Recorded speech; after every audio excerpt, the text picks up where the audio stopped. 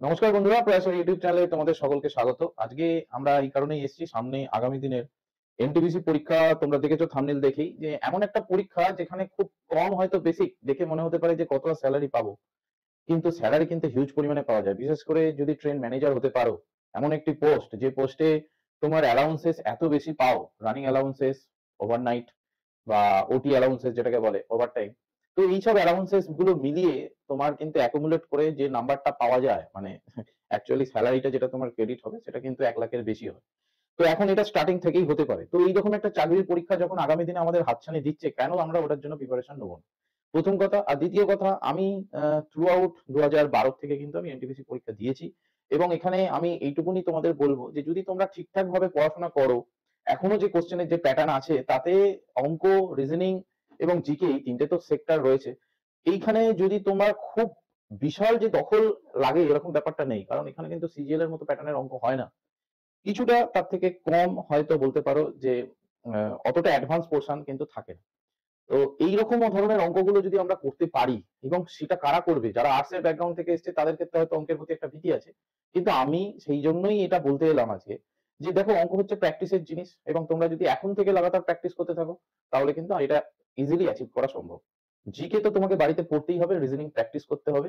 তাহলে যে আগামী মে জুনের মধ্যে যে পরীক্ষাটা হবে, এবং সেই পরীক্ষাগুলোই কিন্তু তোমরা পাস করতে পারবে। এবং আগামী ডিসেম্বর মাসের মধ্যেই, এই ডিসেম্বরের মধ্যেই তোমাদের গ্রুপ ডির একটা ভ্যাকেন্সি বেরোনোর সম্ভাবনা রয়েছে, এবং তোমরা জেনে থাকবে যে এখানে হিউজ পরিমাণ ভ্যাকেন্সি রয়েছে। সেই ভ্যাকেন্সিটাকে যদি আমরা আরো ধরে নিই, এবং যারা নন ট্রেড, মানে যাদের মধ্যে আইটিআই করা নেই, তারাও যদি এলিজিবল হবে, এইটুকুনি শোনা যাচ্ছে, তারাও যদি পরীক্ষায় অ্যাপিয়ার করো, তাহলে এইসব পরীক্ষা কিন্তু ইজিলি ক্র্যাক করতে পারবে। দেখো, এটা এমন একটা পরীক্ষা, এই পরীক্ষায় ধরো প্রিপারেশন নিচ্ছ, এবং ইন দ্য মিন টাইম তাহলে তোমার যদি পিএসসির যে আইডিওর যে ভ্যাকেন্সিটা বেরোচ্ছে, বা এমভিআই এর যে ভ্যাকেন্সিটা বেরোচ্ছে, মোটর ভেহিকেল ইন্সপেক্টরের নন টেকনিক্যাল পোস্টে, তো সেইখানেও কিন্তু তোমরা কিন্তু ইজিলি কিন্তু এটার থেকেই যে প্রিপারেশন সেইটা ওখানে কাজে লাগাতে পারবে। অতএব এমন একটা পরীক্ষার প্রিপারেশন তুমি নিচ্ছ, একসঙ্গে অনেকগুলো পরীক্ষা, তার সঙ্গে তুমি হেল্প তোমার হবে। তো আমরা কেন পড়াশোনা করবো না সেই জন্য। এবং এবং আসি আমি আজকে কয়েকটা তোমাকে প্রিভিয়াস ইয়ারের যে, মানে প্রিভিয়াস ইয়ারের যে লাস্ট যে পরীক্ষাটা হয়েছে এনটিপিসি 2019-এ, তারই কিছু সিলেক্টিভ অঙ্ক আমি করে দেখাচ্ছি। এবং দেখো এটা কত ইজিলি পরীক্ষার হলে করা যায়। মানে তোমাকে তোমার, মানে প্রেজেন্স অফ মাইন্ডটাকে কাজে লাগাতে হবে, বেসিক জ্ঞানটা তোমার থাকতে হবে, এবং অঙ্কগুলো এমন অঙ্ক আছে যেখানে তোমার ইজিলি এনটিপিসি টিয়ার 1, মানে যেটাকে বলে প্রিলিমস, এবং তারপরে তো মেন্স হয়, এই দুটো স্টেজ কিন্তু কভার করলেই কোনো আর অন্য রকমের কোনো স্টেজ নেই। এসএসসি এর মতো তোমাকে কম্পিউটার টাইপ টেস্ট দিতে হবে না, বা অন্যান্য পরীক্ষার মতো তোমাকে ডেসক্রিপটিভ টেস্ট দিতে হবে না। এই দুটো পরীক্ষা পাস করলেই তুমি ট্রেন ম্যানেজার হতে পারো। শুধুমাত্র তোমার ডকুমেন্ট ভেরিফিকেশন হবে, এবং সেটা তোমার ঠিকঠাক থাকতে হবে। তোমার যে গ্র্যাজুয়েশনের যে সার্টিফিকেট, গ্র্যাজুয়েশনের রেজাল্ট, এগুলো যদি ঠিকঠাক থাকে, তাহলেই তুমি এই পরীক্ষায় পাস করতে পারবে। দেখো, গত প্রিভিয়াস ইয়ারে যদি আমি এনটিপিসি 2019-এর দিকে তাকাই, তাহলে ফার্স্টের দিকে কোনো একটা পরীক্ষার স্লটে এই ধরনের অঙ্কটা এসেছিল যে two poles of the height 12 metre এবং 17 metre stand vertically upright on a plane ground. If the distance between the feet is 12 metre, find the distance between their poles. মানে এইখানের এই যে পোলসের যে ডিস্টেন্স, এইটাকে বার করতে বলছে। এবং দুটো পোল বলেছে ভার্টিক্যালি আপরাইট পজিশনে রয়েছে, একটার 12 মিটার উচ্চতা, একটা 17 মিটার উচ্চতা, 17 মিটার উচ্চতা, এবং দুজনের মধ্যে ডিস্টেন্স হচ্ছে 12। তো এইখানে ইজিলি কি করে অ্যাচিভ করা সম্ভব? এখানে আমি এইরকম, আমরা একটা লাইন যদি টেনে নিই, তার মানে এটা 12, এটা 12 হচ্ছে অপোজিট, একই সেম ডিস্টেন্স হচ্ছে 12। এবার 12 দেখো, এইটাও যদি সেই সেম ডিস্টেন্সটা কভার করে, এইটুকুনি পোর্শন যদি 12 হয়, তাহলে রেস্ট অফ দা তোমার পোলটা কত হবে? 5। তাহলে এটা 12 আর এটা 5, আমরা ট্রিপলেটের সংজ্ঞা তো আমরা জানি, এবং ট্রিপলেট থেকে আমরা অধিভুজটা পেয়ে যাবো 13। তাহলে এই যে পোলের যে ডিস্টেন্স, সেটা হয়ে গেল 13। দেখো, কিচ্ছু নেই অঙ্কগুলো যদি তুমি এখানে এখানে তোমার কি করতে হতো? শুধু ড্রয়িংটা করতে হতো, তুমি ইজিলি এটা উত্তরটা বার করে নিতে পারতে। পরীক্ষার হলে এই অঙ্কটা করার জন্য খুব ম্যাক্সিমাম বলতে পারো, বা মিনিমাম বলতে পারো, 10 সেকেন্ডের বেশি সময় লাগার কথা নয়। এইরকম ইজিলি যদি করতে পারো, এবং সেই জায়গায় নিয়ে যাওয়ার কিন্তু দক্ষতাটা অর্জন করতে হবে, practice, more and more practice. Next অঙ্ক যদি দেখো, তোমাদের এখানে স্ক্রিনে দেখতে পাচ্ছ, বলছে P bought an article for rupees 400 and sold it at a profit 10%. What would have been the increase in the profit percent if it was sold for rupees 460?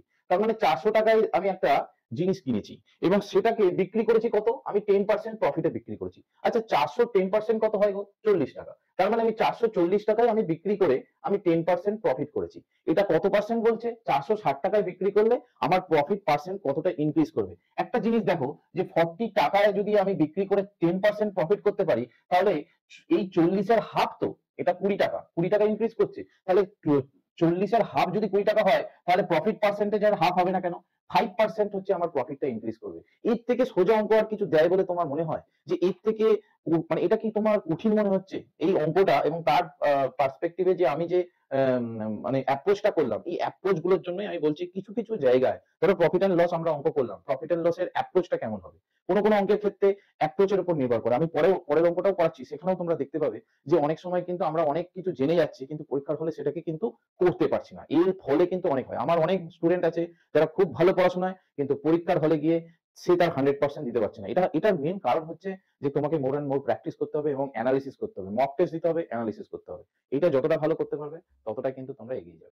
তো সেটাই বলছি যে এখানে তোমাদের যে কোশ্চেনের যে আগামী দিনের যে প্যাটার্ন হতে চলেছে এবং কম্পিটিশন যে লেভেলে বাড়ছে, তোমাকে কিন্তু এই যে ম্যাথের যে 30টা অঙ্ক, এই 30টা অঙ্কের মধ্যে তোমাকে 30টাই করার প্রবাবিলিটি তোমাকে বা চেষ্টা করতে হবে এবং রিজনিং এর মধ্যেও তুমি 30টার মধ্যে চেষ্টা করবে যদি 27-28টা করা যেতে পারে। কারণ দেখো এখানে ম্যাথের আর রিজনিং এই দুটো মিলিয়ে 60 নম্বরের মধ্যে তোমাকে এই যে 55 থেকে 60-এর মধ্যে কিন্তু নাম্বারটা রাখতে হবে। বাকি জিকের উপর তো ভরসা করা যাচ্ছে না, কারণ জিকে আনপ্রেডিক্টেবল, স্ট্যাটিক জিকে কতটা দেবে, কতটা তুমি পারবে এবং সেই দিনের কোশ্চেন কেমন আসবে তোমার জানা আছে কিনা, সেইটা অনেক কিছু প্যারামিটারের উপর নির্ভর করে। তো আমি ওইটার দিকে বলবো না, তবে ম্যাক্সিমাম মার্কস কিন্তু তোমাকে গেইন করতে হবে এখনকার যে কোনো পরীক্ষায় পাস করার জন্য। এই জন্য অ্যাভারেজ পড়াশোনায় কিন্তু আর হবে না। তাহলে বুঝতেই পারছো তোমাকে কতটা হার্ড আর কি পড়াশোনাটা চালিয়ে যেতে হবে। আমরা নেক্সট অঙ্কের দেখবো। নেক্সট অঙ্ক দেখো তোমাদের সামনে স্ক্রিনে দেখা যাচ্ছে। এখানে বলছে 6 years ago the ratio of the ages of the two person P and Q was 3:2. 4 years hence the ratio of their ages will be 8:7. What is P এর এজ? মানে P এর এজটা কত চাইছে? দেখো রেশিও প্রপোর্শন থেকে অনেক ধরনের অঙ্ক দিতে পারে, কিন্তু এই ধরনের অঙ্কের ক্ষেত্রে তোমাকে পেন তুমি ইউজ করবে না তোমার ক্যালকুলেশন তুমি কিভাবে করবে সেই অ্যাপ্রোচটা দেখানোর জন্য আমি এই অঙ্কটাকে নির্বাচন করেছি। তো এখানে দেখো এখানে পি আর কিউ এর বয়সের যে এজটার রেশিও বলছে সেটা বলছে 3:2 এবং 4 বছর পরে সেখানকার বয়সের রেশিও বলছে 8:7। দেখো এইটা হচ্ছে আমার প্রেজেন্টের একটা লাইন এবং এর 6 বছর আগেকার বলছে 3:2 আর সেখান থেকে 4 বছর পরের বলছে 8:7। তাহলে আমাকে বলো যে টোটাল যে বয়সের মানে টোটাল যে বছরের যে পার্থক্য, এখান থেকে এটা 6, এখান থেকে এটা 4, তাহলে টোটাল হচ্ছে 10 ইয়ার্স।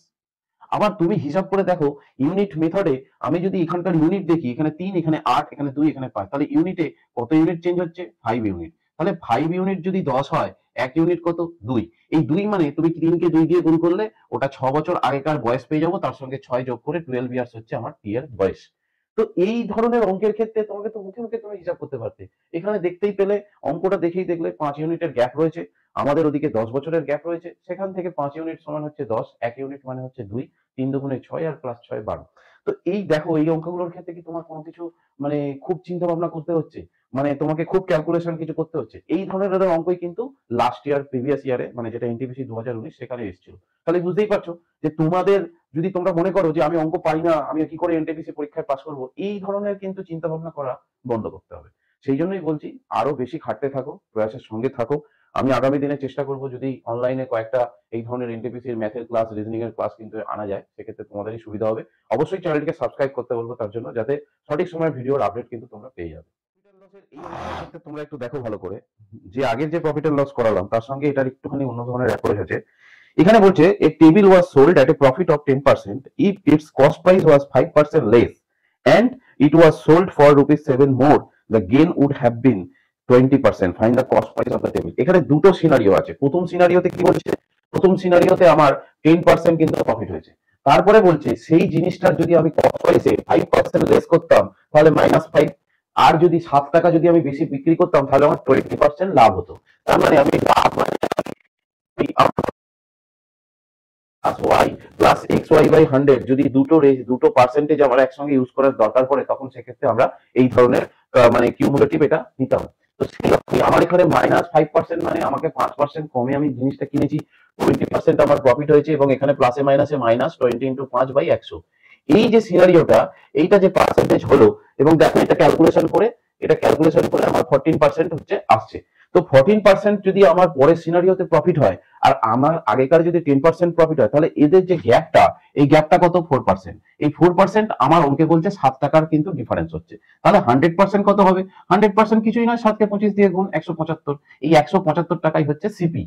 তাহলে দেখো এই যে অঙ্কগুলো আমাকে প্রফিট অ্যান্ড লসের কনসেপ্ট আমাকে যদি আমি বেসিকটা যদি আমার ঠিকঠাক থাকে আর কিছু যদি আমার ট্রিক যদি অ্যাপ্লাই করতে পারি তাহলে অঙ্কগুলো ইজিলি করা যায়। অতএব তার জন্য কিছু কিছু জায়গায় অবশ্যই গাইড কিন্তু লাগে। এবং তোমরা যদি মনে করো যে এখন এই মুহূর্ত থেকে প্রিপারেশন নেওয়া স্টার্ট করবে এবং সেক্ষেত্রে এনটিপিসি মে জুনে হবে, তার মধ্যে তোমাকে পুরোটা কভার করাতে হবে, তার জন্য আমি দায়িত্ব সহকারে বলছি যে তোমরা যদি আসতে পারো প্রয়াস চ্যানেলের সঙ্গে যোগাযোগ করতে পারো, আমি কিন্তু দায়িত্ব নিয়ে তোমার এনটিপিসির একটা পোস্ট, যে কোনো একটা পোস্টের জন্য কিন্তু তোমায় সেই রকম মানে কি বলবে সেই রকম ক্যাপাবিলিটি তোমার যদি থাকে সেই রকম করার মতন আমি কিন্তু কনফিডেন্ট রাখি। তোমাদেরও সেই রকম কনফিডেন্ট থাকলে অবশ্যই যোগাযোগ করো। এই যে অঙ্কটা তোমাদের সামনে যাচ্ছে এখন, এখানে দেখো এখানে একটা কথা লেখা আছে যে if 4 sin theta minus 3 cos theta 0, তাহলে sec থিটা ইনটু cosec থিটার মান বার করতে বলেছে। আমরা জেনারেলি ত্রিকোণমিতির অঙ্ক দেখলে একটু ঘাবড়ে যাই, ঘাবড়ে যাওয়ার কিছু নেই। অঙ্কগুলো কিন্তু আমরা সবসময় কিন্তু বিশাল যে অন্য ফর্মুলা মনে করে করবো সেরকম ব্যাপার নেই, আমাকে sec থিটা ইনটু cosec থিটাটা বার করতে বলেছে, তাই তো? তো আমরা সবই জানি। আমরা এখন ব্যাপারটা হচ্ছে আমরা যদি বেসিকটা আমাদের ক্লিয়ার থাকে তাহলে কিন্তু কোনো অসুবিধা নেই। দেখো সাইন থিটা মানে কি, আমি যদি এখানে একটা ড্রয়িং করি, আমরা যদি এখানে একটা রাইট অ্যাঙ্গেল ট্রায়াঙ্গেলের ড্রয়িং করি এবং এখানে এটা পারপেন্ডিকুলার, এটা হচ্ছে বেস, এটা হাইপোটেনিয়াস, তাহলে সাইন থিটা মানে আমি জানি কি, সাইন থিটা মানে লম্ব বাই অতিভুজ, তার মানে perpendicular by H. Sorry, cos theta মানে হচ্ছে বি বাই এইচ, ভূমি বাই অতিভুজ, এবং এটা তাহলে আমি এখান থেকে পি ইকুয়াল টু 3b, এখান থেকে দেখো তো পি বাই বি এর আমি কিন্তু রেশিওটা পেয়ে যাচ্ছি 3/4। তাহলে পি আর বি এর যে রেশিও বলছে, আমি এখানে 3 এখানে 4 বসাতে পারি, তাহলে অটোমেটিক্যালি ট্রিপলেট মেথডে এটা 5 হয়ে যাবে হাইপোটেনিয়াস। তাহলে সেক থিটার আমার মান বলেছে, সেক থিটা মানে কি অতিভুজ বাই হচ্ছে ভূমি, এবং কোসেক থিটার মান কি অতিভুজ বাই হচ্ছে পারপেন্ডিকুলার। তাহলে এটা আমার অ্যান্সার বেরিয়ে গেল 25/12। দেখো কোনো কিছু করার দরকারই নেই, তোমাকে কোনো ফর্মুলাও মনে রাখতে হচ্ছে না, যেখানে sine square theta plus cos square theta সমান 1, এই কনসেপ্টটা তোমাকে মনে রাখতে হচ্ছে না। অতএব ইজিলি তুমি কিন্তু এই অঙ্কগুলো করতে পারছো। চিন্তা ভাবনা করতে হবে তোমাকে যে তুমি অঙ্কটা কোনভাবে কিভাবে অ্যাপ্রোচটা করবে, এবং এটা করার জন্য মোর অ্যান্ড মোর প্র্যাকটিসের দরকার। আমাদের প্রয়াস চ্যানেলে অনলাইন এবং অফলাইন দুটো মেথডেই পড়ানো হচ্ছে। অনলাইন ক্লাস আমরা ডিসেম্বর থেকে শুরু করেছি, অফলাইন ক্লাসটা কিন্তু আমরা পিএসসি ক্লার্কশিপ যেদিন থেকে শেষ হয়েছে তারপর থেকেই, মানে তারপরের যে আমাদের ডেট আছে, আমরা জেনারেলি রবিবার দিন অনেকক্ষণ ধরে পড়ানো হয় এবং শনিবারও পড়ানো হয়। তো তোমরা যদি চেষ্টা করো যদি আমাদের সঙ্গে কন্ট্যাক্ট করার, সেক্ষেত্রে দেখবে যে আমাদের এই শর্ট ডিউরেশনের মধ্যে কিন্তু আমাদের পুরোটা কভার করা সম্ভব হচ্ছে।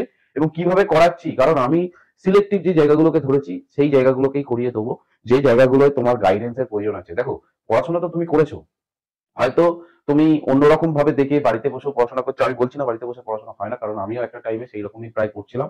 এবং কিছু কিছু জায়গায়, যেমন আমার ক্ষেত্রে ইংলিশের একটু অসুবিধা ছিল, সেক্ষেত্রে ইংলিশের একজন টিচারের কাছে আমার যেতে হয়েছিল, এবং সেইখানে আমার কিন্তু সেই গাইডেন্সের প্রয়োজন হয়েছে। তো আমিও তোমাদের বলবো, যদি যাদের ক্ষেত্রে ম্যাথের ক্ষেত্রে একটু ভীতি আছে, আমি বলবো সেই ম্যাথের ভীতিটাকে দূর করার জন্য, এবং আগামী এনটিপিসি পরীক্ষায় অবশ্যই একটা ভালো চাকরি, সেই চাকরিটা যদি তুমি জয়েন করতে চাও সেই জবে, তাহলে অবশ্যই আমাদের সঙ্গে যোগাযোগ করতে পারো। প্রয়াস চ্যানেলের সঙ্গে থাকো, চ্যানেলটিকে অবশ্যই সাবস্ক্রাইব করতে বলবো, এবং ভিডিওটার কিন্তু যদি ভালো লেগে থাকে অবশ্যই লাইক করতে ভুলবে না, এবং বন্ধুদের সঙ্গে আরো বেশি করে শেয়ার করতে বলবো। আজ এই অবধি, ওকে, থ্যাংক ইউ।